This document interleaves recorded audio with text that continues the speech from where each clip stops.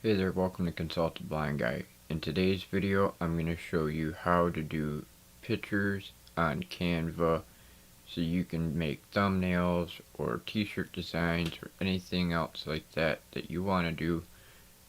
If you're new here, don't forget to subscribe, hit the bell icon so you can stay updated on the latest videos and more. If you're a subscriber, thanks for coming back. I hope you like this episode. Let's get to it. Disappointed by reality, time to come back, start something new, build up yourself, it's all to you. Stay strong no matter what they say, you keep getting better every day. Hold your head up, never gonna stop, fears and proud, stand up and shout. Stand my ground.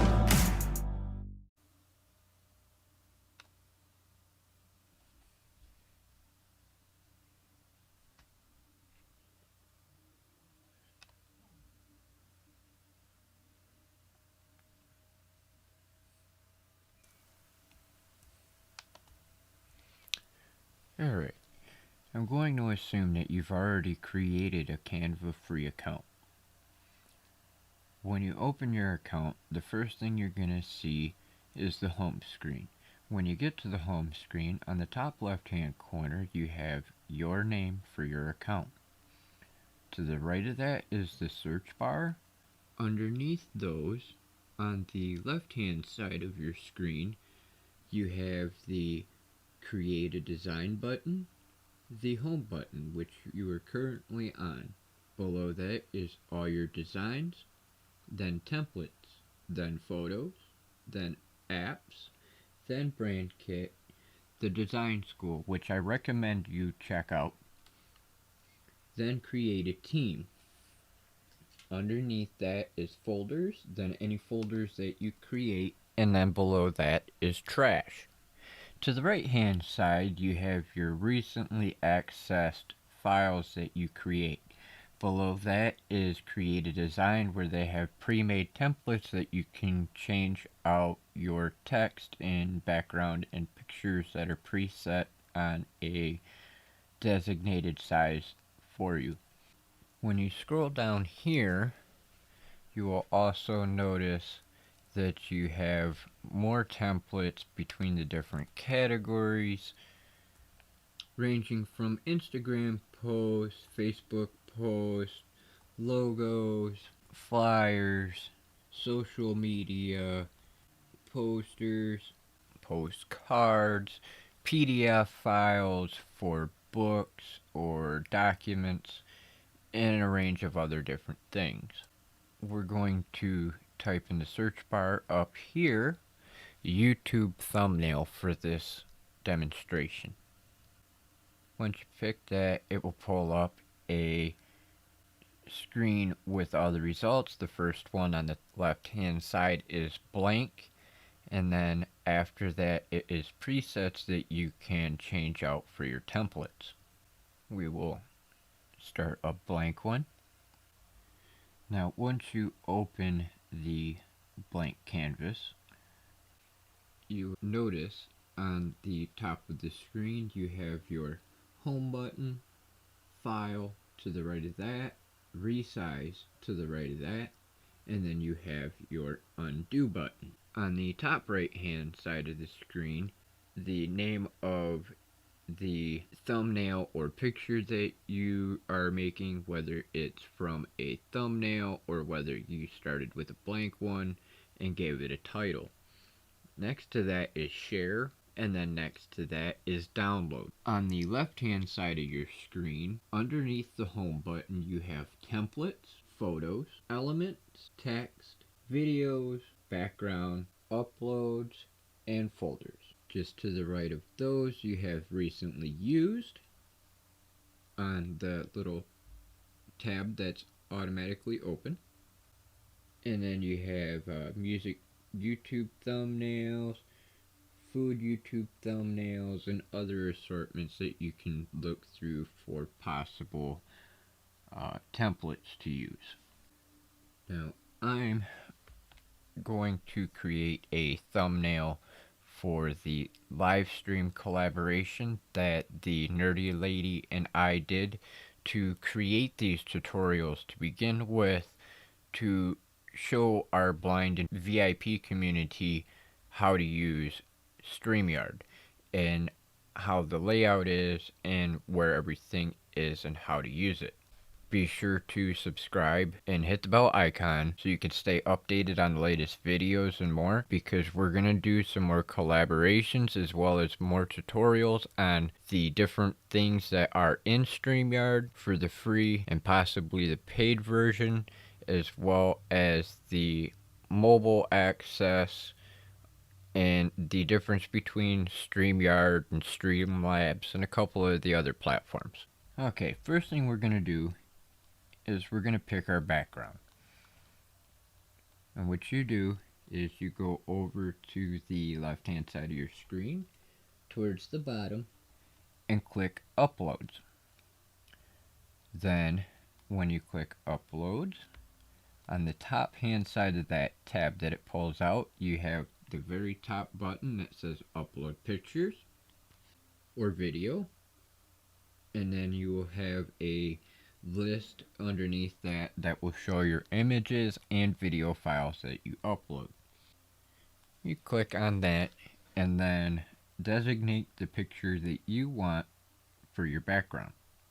I'm going to pick one of my sunset pictures here, and once that loads into your upload box, you click on it and it will go into your canvas screen.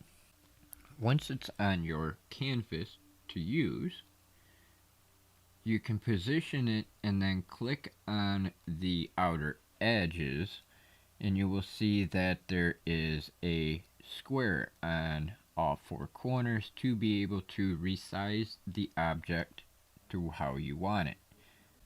And as you can tell here on my screen, it's dark. I am actually using an extension plugin on Chrome to be able to make it so it is dark like this. Anyway, you get your background positioned where you want it. And then you can, if you want to add per se your picture of yourself, you go to remove.bg. And remove.bg is also a free or paid service, and I recommend just using the free service. Now, when you get on remove.bg, the first thing you're going to see on the top left hand side of your screen is the site name. Next to that is how to use. Next to that is tools and API and pricing. On the top right hand side of the screen is remove background, login, and sign up. Now you can see the main portion of your screen has a image that says remove image background with an arrow pointing to the selector tool. You can either click on it or have a drag and drop option to where you can just open your folder and drag it in there like so.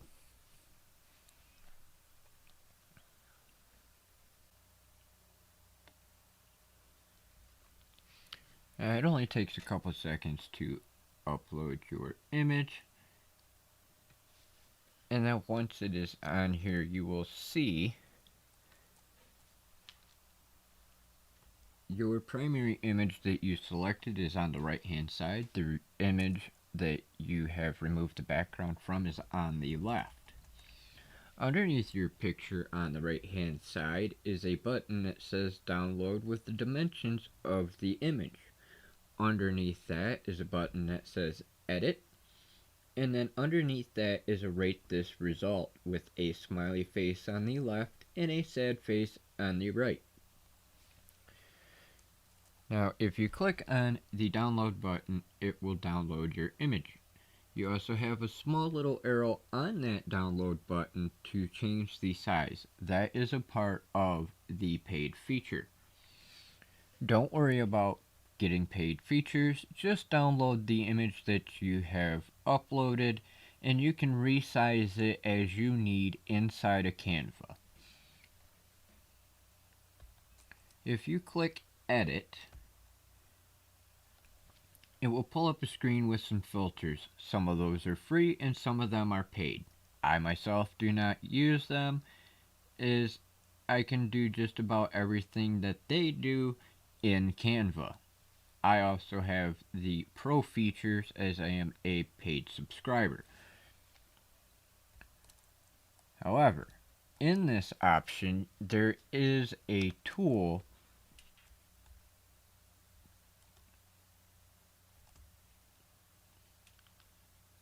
that says erase and restore on the top of this selector. If you click on erase or restore, you can go over to the image and either restore something that has been taken out that you want, or you can remove something that shouldn't have been left in the picture. Please note that when you do this, it gives you a very, very small little circle, and you can change the size of it, but even if you do, it is very hard to see. This is not a accessibility feature that we can utilize very easily. It is something that takes somebody with sight. So be very mindful of the images that you want to upload. Now, once you download your image, it will go to your downloads folder. Then you can return back to Canva, go to your uploads folder as you did before, and upload your image that does not have the background. Once you upload your image, you click on it like you did before to add it to your thumbnail or picture that you're creating or document you're creating. You'll see that it goes to its automatic size, and like before with the background, you can click on it and then in the four corners it will have the little squares to resize.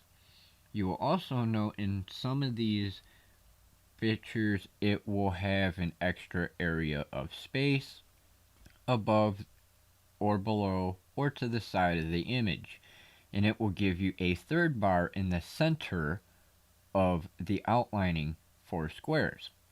When you select that center bar and move it down, it will not resize the picture bigger or smaller. It is merely removing that portion of the image. So if you scroll down too far, per se, like over a person's head, it will actually remove that part. So be mindful to make sure you leave just enough room on the edge of your image. Once you do that, you can get them put in the position you want. I am doing two pictures, one of myself and one of the nerdy lady. Once you get your pictures positioned where you want them,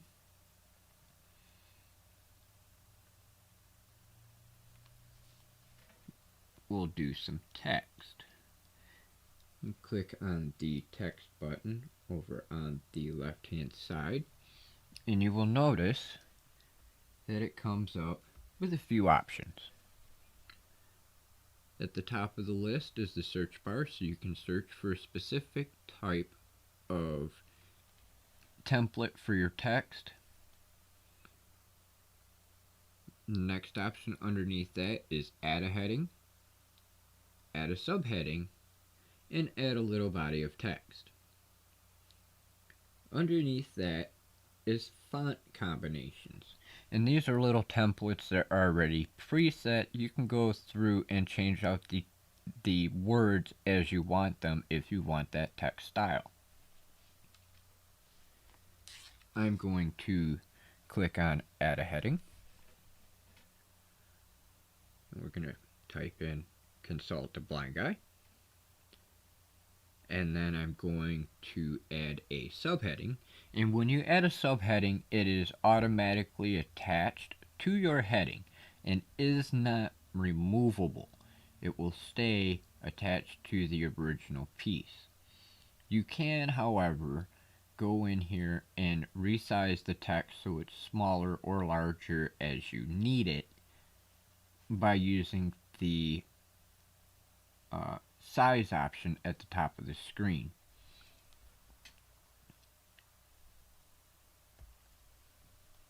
As you see here, when you're doing text, you have the name of your text on the center left of these options, the center of your screen, left portion of the buttons for your options. Next to that is the size of your text. The next one is an A with a color palette underneath, and this is for your text color. The next one of that is B for bold. Next to that is I for italic lining. Next to that is the U with the underline for underlining. Next to that is the text format, whether you want it centered, to the left, or to the right. Next to that is uppercase, lowercase selection, so you could type whatever you want and hit that, and that will change the text between uppercase and lowercase for all of the text. Next to that is the bulletin button. That way you can add bulletin points for whatever purpose. Next to that is spacing.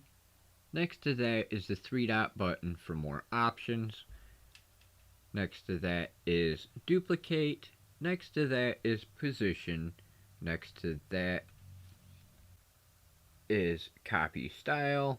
And next to that is delete. I'm going to speed up here just a little bit, because now that I've told you what they are and what they do, I'd also like to note that when you select on these items, that below the text as well as the pictures, you have a little circle that has 2 arrows on it. In rotation, this is to click and move your mouse to rotate the text in any direction. You can do a full 360. Next to that is a 4 direction button. That way you can click on it and reposition your text. You can also reposition the text by clicking on it and moving by just clicking the image as well. Note that when you do this, you do not want to have your text selected at that particular time, as it will not do anything. But if you just click on it before you click in the text line, you will be alright. Next, we're going to add elements. And when you add an element, that is also on the left hand side of your screen, just above the text selector. When you go into the elements, the first thing you see is the standard search bar, then your recently used, then featured, grids, shapes, and the rest of the categories. For this video, we're going to search for YouTube. As you see here, it pulls up a nice assortment of YouTube logos. We're just going to select this one here, which is the most common that everybody is used to seeing. We'll reposition that over here. We'll fast forward just a little bit again. And we will do another one for Facebook and add a little bit of text to tell you to find us here on Facebook as well. And reposition, and we're all good.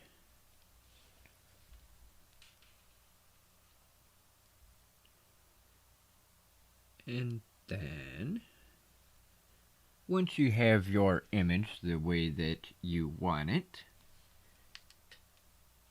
you can go up to the share or download button. When you click on the download button, it pulls up a drop down menu. The first thing you see is file type with PNG as suggested. Below that is size. Below that is transparent background option, and then compress file, with a notice that it lowers the quality of the image or files that you are making. If you click on the file type, you'll note that it gives you the following options of PNG, JPEG, PDF standard, PDF print, video, which is in beta, GIF, which is also in beta, and animation. I myself leave it at PNG because it is the highest quality file type. And then you can click on download. If you want a transparent background, make sure that your image does not have a background. Or if you do, you will have to change the opacity, which if you want to do that, we can do that in a different video. Also, I'd like to note I am also going to do a mobile version of this as well, so you have an idea of some of the perks of using the mobile version, as well as some of the downfalls of the mobile version. I'd also like to note, if you are using the free version of Canva, that when you use elements, that when you use them for social media purposes, you can use them for free if you're using the free version of the element. If you use the pro or premium elements, you have to pay for them. If you plan on using any of the elements, whether they are free or paid version, for commercial purposes, you will be required to pay for them. If you join the subscription, whether it's monthly or yearly, you will have an easier ability to use them at a cheaper rate than $1.49 or whatever the rate may be at the time, if they choose to raise it or not. This video will be up there for a while, so I don't want to speculate on what the price may be in the future.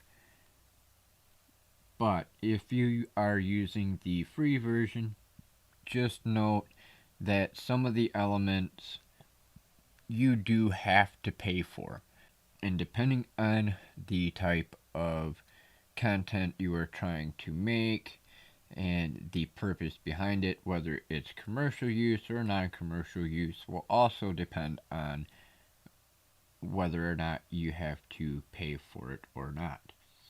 If you'd like more information on that, I will be more than happy to do a little bit more research for you and post a video on that as well. Please let me know in the comments below. I'd appreciate it. Alright, now once you're done with your image and you've downloaded it, you have the option at the top, like I was saying when we first started, next to the home file, and then you have the resize and undo button. If you click resize, it'll pull up another tab where it has the search bar at the top, again, just like most places it has it. You can type in there t-shirt or poster or canvas or whatever kind of product you might per se want to put your image on, and it will pull down a drop down menu for you to make your selection there for the search results. Underneath that is custom size, where you can select what size you want your image to be. And when you do this, it automatically in pixels, but you can also click a little arrow next to the PX and it will pull up another drop down menu for inches, millimeters, and centimeters. Below that is the recent list, which will show you whatever you've used in the past, whether it's t-shirts or, for example, with my t-shirt, 480 by 720 pixel, 200 by 200 pixel, 1600 by 400 pixel, and poster. It will show also more options on the bottom for more recent options that you've used. Below that, you have the option of resize if you've made a selection, and then next to that is copy and resize. If you just select resize, it would take the image you have now and make it to whatever you've just decided on. And if you do copy and resize, if you do copy and resize, it will save the one you've made before and give you a second copy of the image in the new size. I would also like to note that underneath your image for the canvas that you are currently working on, in the center underneath you have a add a new page button as well, and on the top right hand side of your image that you're currently working on, you have add notes, copy page, and add a new page. When you're done with your image entirely, you can just close out your tab and it will bring you back to your home screen on the original tab you started on. And this does not automatically refresh, so if you hit your refresh button, it will refresh. Thanks for watching Consult the Blind Guy. I hope this episode was helpful. Please drop a comment down below. Let me know if you found it helpful, if you need help on something on Canva, have ideas for other videos. Just drop a comment down below. I try to answer every one of them that comes in. Take a look at the description down below as well, so you can see the links to my other channels, as well as channels I recommend for the blind and visually impaired, as well as the content creator. Thanks again for watching, and I'll see you next time.